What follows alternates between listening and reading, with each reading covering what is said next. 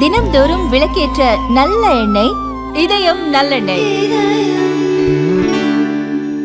4 ஆண்டுகளாக நிறைவேற்றாத திட்டங்களை 7 மாதங்களில் நிறைவேற்றப் போகிறார்களா என்று அதிமுக பொதுச் செயலாளர் எடப்பாடி பழனிசாமி கேள்வி எழுப்பியுள்ளார். திருவண்ணாமலை, கீழ்பெண்ணாத்தூர் சட்டமன்ற தொகுதிகளில் நடந்த மக்களை காப்போம், தமிழகத்தை மீட்போம் பிரச்சார கூட்டத்தில் பேசிய எடப்பாடி, அரசு ஊழியர்கள், ஆசிரியர்களுக்கான பழைய ஓய்வூதிய திட்டம் நிறைவேற்றப்படும் என்று திமுக அளித்த எந்த தேர்தல் வாக்குறுதியையும் நிறைவேற்றாமல் இப்போது உங்களுடன் ஸ்டாலின் என்ற திட்டத்தை திமுக தொடங்கியுள்ளது. பொதுமக்களுக்கு 46 பிரச்சினைகள் இருப்பதாக 4 ஆண்டுகள் கழித்து தெரிவித்துள்ள திமுக அவற்றை 45 நாட்களில் தீர்த்து வைக்கப்படும் என்று தெரிவித்துள்ளது.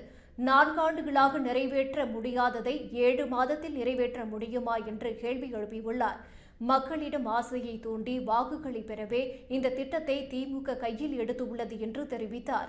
மேலும் இந்தியாவிலேயே கடன் வாங்குவதில்தான் சூப்பர் முதல்வராக ஸ்டாலின் உள்ளார் என்றும், திமுக ஆட்சி காலத்தில் ஏறத்தாழ 5.38 லட்சம் கோடி ரூபாய் கடன் வாங்கப்பட்டுள்ளது என்றும் எடப்பாடி பழனிசாமி கடுமையாக விமர்சித்துள்ளார்.